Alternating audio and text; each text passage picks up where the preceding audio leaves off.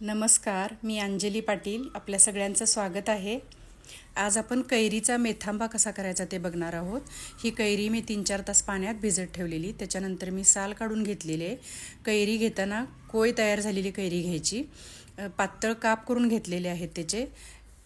एक कढई घेतलेली आहे मी. कढई तापून झाल्यानंतर 4 चमचे होईल एवढं तेल घातलेलं आहे त्याच्यामध्ये. 1 चमचा मोहरी घालायची आहे. मोहरी चांगली तडतडली की मग आपल्याला 1 चमचा मेथ्या घालायच्या आहेत. त्यानंतर पाव चमचा आपल्याला हिंग घालायचं आहे त्याच्यामध्ये.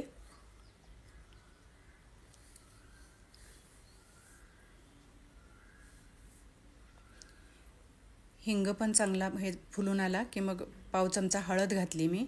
ही फोडणी सगळी मिक्स करून घ्यायची व्यवस्थित. आणि ह्या ज्या पातळ आपण करून ठेवलेल्या कैरीच्या फोडी आहेत त्या फोडी त्याच्यामध्ये परतून घ्यायच्या व्यवस्थित. शीग लावून 1 बाउल फोडी होत्या, तर मी पाऊण वाटी गूळ घेतलेला आहे. गूळ घेताना मी ऑर्गॅनिक गूळ घेतला आहे. आता ह्या फोडी 4 मिनटासाठी मी वाफवायला ठेवले. 4 मिनिट झालेले आहेत वाफवून.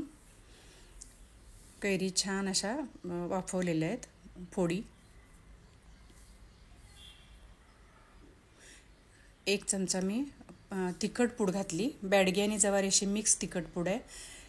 पाऊण चमचा मी मीठ टाकलेलं आहे.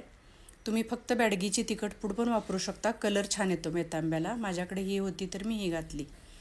पाऊण वाटी गूळ घेतलेला आहे मी. गूळसुद्धा ऑर्गॅनिक घेतला आहे, पण यामुळे आता मेथांब्याला चॉकलेटी कलर येणार आहे. एकदम असा लाल भडक असा कलर येणार नाही आहे. तुम्ही पिवळा गूळ कलरसाठी घालू शकता. आता हे मी झाकून ठेवलेलं आहे वाफ येण्यासाठी.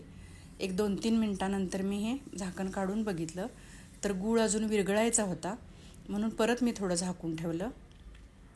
गूळ एकदा विरघळला की लगेच गॅस बंद करायचा आहे, कारण आपण शिजायला ह्याच्यात पाणी घातलेलं नाही आहे. पाणी घातलं तर खूप आटवावं लागतं. पाणी घातलेलं नाही, त्यामुळं गूळ विरघळला की लगेच आपण गॅस बंद करायचा आहे. हा आता मेथांबा बऱ्यापैकी तयार झालेला आहे. ह्याचं सगळं साहित्य मी डिस्क्रिप्शन बॉक्समध्ये दिलेलं असतं. माझ्या प्रत्येक व्हिडिओच्या खाली डिस्क्रिप्शन बॉक्समध्ये इन्ग्रेडियंट्स किंवा साहित्य सगळं दिलेलं असतं, ते बघत जावा तुम्ही.